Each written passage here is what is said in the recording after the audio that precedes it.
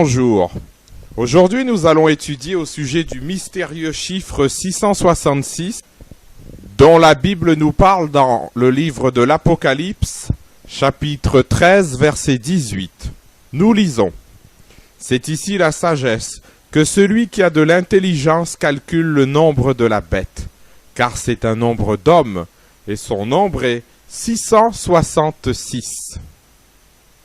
Alors, qui est cette mystérieuse bête dont le nombre est 666? La Bible nous dit de le calculer. La réponse, la bête, c'est la papauté, c'est le Vatican. En effet, le pape a pour titre, entre autres, parce qu'il en a plusieurs, un de ses titres, c'est Vicarius Filii Dei. Et la langue de la papauté, c'est-à-dire le latin, nous dévoile sa vraie nature. Rappelons le principe des chiffres romains. Certaines lettres du latin ont aussi valeur de chiffres. Le I est égal à 1, le V est égal à 5, le X est égal à 10, le L est égal à 50, le C est égal à 100, le D est égal à 500 et le M est égal à 1000. Donc nous allons épeler le titre Vicarius Filii Dei. Vicarius, V-I-C-A-R-I-V-S, Filii, F-I-L-I-I, Dei, D-E-I. Donc dans le mot Vicarius, nous avons le V qui fait 5, le I égale 1, le C égale 100, encore le I après égale 1, le V qui est à la fin égale 5. Et dans le mot Filii, nous avons 3 I qui font chacun 1, plus le L qui fait 50. Et dans le mot Dei, nous avons le D qui fait 500 et le I qui fait 1. Et quand on additionne tout cela, eh bien on obtient le chiffre 666. Donc c'est confirmé, la papauté c'est bien le 666. Le Vatican est la bête. Il y a d'autres titres de la papauté qui eux aussi font 666. Exemple, Dux Cleri, qui veut dire en français chef du clergé. Nous l'épelons. Dux, D-V-X, Cleri, C-L-E-R-I. Dans le mot Dux, nous avons le D qui fait 500, le V qui fait 5 et le X qui fait 10. Et dans le mot Cleri, nous avons le C qui fait 100, le L qui fait 50 et le I final qui fait 1. Et quand on additionne là encore toutes ces lettres, nous obtenons également 666. Donc c'est vraiment confirmé que le 666 correspond à la papauté. Le pape a également comme titre Rex Latinus Sacerdos, qui veut dire roi du sacerdoce latin. Dans le mot Rex, il y a le X qui fait 10. Dans le mot Latinus, il y a le L qui fait 50, le I qui fait 1 et le V qui fait 5. Et dans le mot Sacerdos, il y a le C qui fait 100 et le D qui fait 500. Et quand on additionne toutes ces lettres, nous obtenons, là encore, le chiffre 666. L'Église catholique romaine a également comme titre Sancta Lux Dei, la sainte lumière de Dieu. Et là encore, quand nous examinons ce titre et que nous additionnons toutes les lettres, là encore nous obtenons 666. Donc c'est vraiment confirmé, la papauté est démasquée par sa propre langue, le latin, le Vatican et le 666. Alors maintenant, nous allons voir qu'en hébreu et en grec, qui sont les langues de la Bible originale, toutes les lettres de l'alphabet ont aussi valeur de chiffres. Et là encore, le pape qui revendique pour lui et son église ses racines romaines et latines, le pontife romain, le roi du sacerdoce latin, là encore, il est démasqué. En hébreu, romain se dit romite. Et cela s'écrit avec 6 lettres. Un resh qui correspond à notre R, un vav qui correspond au O, un mem qui correspond à notre M, 2 yod qui correspondrait à 2 i dans notre langue, et un tav à la fin du mot qui correspond à un T. Le resh en hébreu a une valeur de 200, le vav une valeur de 6, le mem une valeur de 40, le yod une valeur de 10, donc comme il y a 2 yods, c'est 10 fois 2, et le tav final a une valeur de 400. Et là encore, quand on additionne toutes ces lettres, on obtient 666. Et maintenant, nous allons voir le même exemple en grec. En grec, latin se dit lateinos et s'écrit avec un lambda, un alpha, un tau, un epsilon, un iota, un nu, un omicron et un sigma. Ce qui correspondrait en français à cette suite de lettres L-A-T-E-I-N-O-S. Et le lambda en grec a une valeur de 30, l'alpha a une valeur de 1, le tau a une valeur de 300, l'epsilon a une valeur de 5, le iota a une valeur de 10, le nu a une valeur de 50, l'omicron une valeur de 70 et le sigma a une valeur de 200. Et là encore, quand on additionne toutes ces lettres, on obtient également 666. Donc c'est vraiment confirmé par le calcul que la Bible nous a ordonné de faire. 666 correspond bien au Vatican, à la papauté. La bête est donc identifiée. Relisons maintenant ce qui est dit dans Apocalypse chapitre 13 dans les 9 premiers versets sur la bête.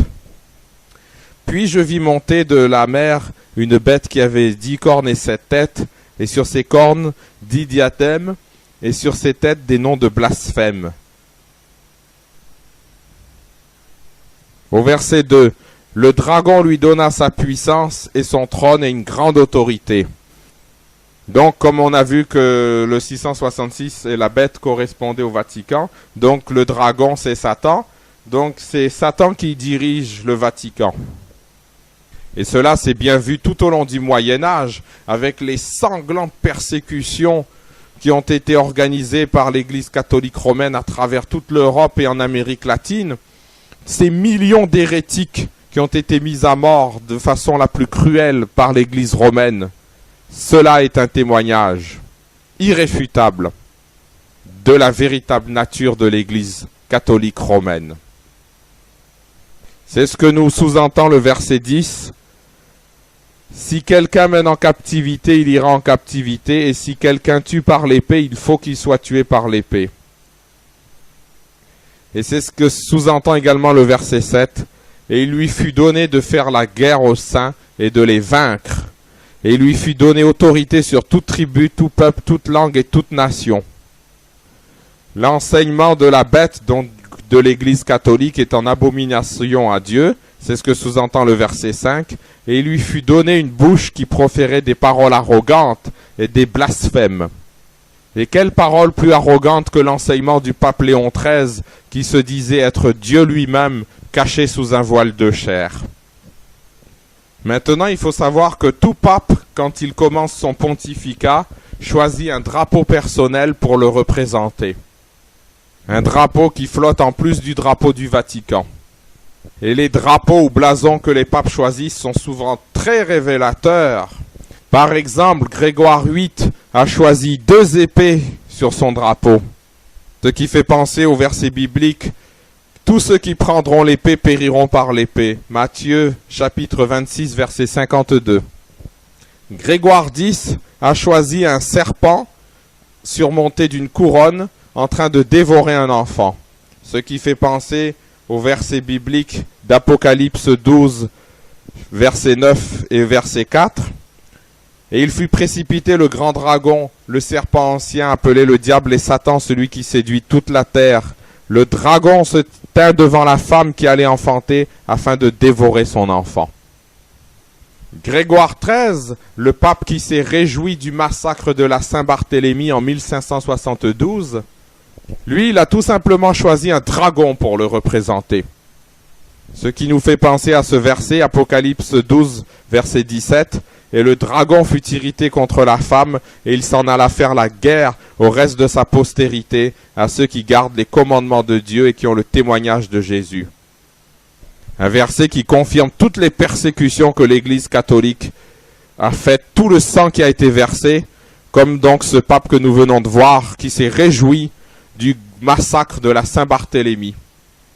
Le pape Benoît XVI, lui, a choisi également des symboles très révélateurs.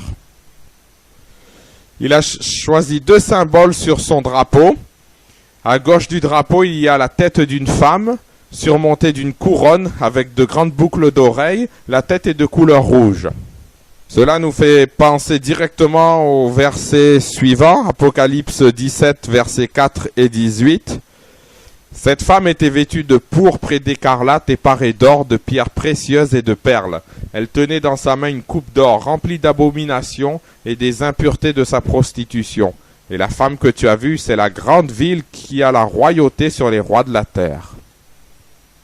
Et cette tête de couleur rouge fait penser aussi au grand dragon rouge dont il est question dans Apocalypse, chapitre 12. Maintenant, nous allons voir le symbole de l'ours. À droite du drapeau de Benoît XVI, il y a un ours affamé avec ses pattes levées et ses griffes prêtes à frapper. Et cela nous fait penser directement à 2 versets bibliques. Proverbe chapitre 28 verset 15, comme un lion rugissant et un ours affamé, ainsi est le méchant qui domine sur un peuple pauvre. Et surtout, Apocalypse chapitre 13 au verset 2, la bête que je vis était semblable à un léopard, ses pieds étaient comme ceux d'un ours, ce qui confirme que la papauté, c'est la bête. Pour finir, nous allons maintenant lire quelques extraits du Serment des Jésuites, un texte révélateur de la vraie nature de l'Église catholique romaine. Chacun en tirera la conclusion qu'il voudra. Il n'y a pas besoin de rajouter quoi que ce soit d'autre à ce texte. Ce texte a été vu dans le United States Congressional Record, le journal officiel du Congrès américain, archive du 62e Congrès, du 15 février 1913, page 3215-3216. C'est le serment secret que doivent prononcer tous les jésuites de haut rang qui ont un poste de commandement dans l'ordre des jésuites. Mon fils, jusqu'à présent, t'a enseigné à maîtriser l'art de la dissimulation, à être un catholique romain parmi les catholiques romains, et même à être un espion parmi tes propres frères, à ne croire aucun homme, à ne faire confiance à aucun homme, parmi les réformés à être un réformé, parmi les huguenots à être un huguenot, parmi les calvinistes à être un calviniste. On t'a enseigné à planter insidieusement des semences de jalousie et de haine entre les communautés, les provinces et les États qui étaient en paix, à les inciter à commettre des actes sanglants, à les provoquer à la guerre les uns contre les autres, et à déclencher des révolutions et des guerres civiles dans des pays qui étaient indépendants et prospères. Et un peu plus bas, nous lisons « Par conséquent, je défendrai de toutes mes forces cette doctrine et le droit de sa sainteté de détruire l'autorité de tous les usurpateurs et de tous les hérétiques, notamment les protestants, en particulier ceux qui appartiennent aux églises luthériennes d'Allemagne, de Hollande, du Danemark, de Suède et de Norvège, et qui sont sous l'autorité des prétendues églises d'Angleterre et d'Écosse, ainsi que de leurs branches établies en Irlande, sur le continent américain et partout dans le monde. Je déclare aussi et je promets que je n'aurai jamais aucune opinion ni volonté personnelle, aucune réserve mentale, même jusqu'à la mort, perinde ad cadaver, mais que j'obéirai sans hésiter à tous les commandements que je pourrai recevoir de mes supérieurs dans la milice du pape et de Jésus-Christ. Je déclare encore et je promets que lorsque l'opportunité se présentera, je mènerai une guerre incessante, secrète ou ouverte contre tous les hérétiques, protestants ou maçons, comme on me l'ordonnera pour les extirper de la face de la terre, que je ne tiendrai compte ni de l'âge, ni du sexe, ni de la condition sociale, et que j'accepte de pendre, brûler, détruire, échauder, écorcher, étrangler et enterrer vivants ces infâmes hérétiques, que je fendrai les entrailles et le ventre de leurs femmes, que j'écraserai la tête de leurs enfants contre les murs, afin d'annihiler cette race exécrable. Que si je ne peux pas le faire ouvertement, j'utiliserai en secret la coupe empoisonnée, la cordelette de strangulation, le poignard ou la balle de plomb, quel que soit le rang, la position, la dignité ou l'autorité des personnes, leurs conditions de vie publique ou privée, et comme pourront me le demander à tout moment les agents du pape ou le supérieur de la fraternité du Saint-Père de la Société de Jésus. Alors ça se passe de tout commentaire, ça en dit long, c'est un document historique. Que le Seigneur puisse nous préserver de la bête et de son enseignement qui n'est pas en accord avec la Bible, et que nous puissions vivre vraiment la véritable volonté de Dieu dans toute sa parole, la Bible. Amen.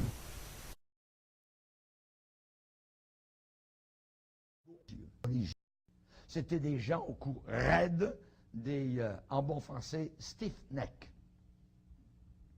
Et Paul a dû les comprendre, parce que lui, auparavant, c'était son cas. Il était dans leur cas, auparavant, avant d'avoir eu la révélation de Jésus sur le chemin de Damas. J'aimerais vous dire ce matin que les personnes les plus dures à gagner à Jésus-Christ ne sont peut-être pas les idolâtres, mais les bigots religieux.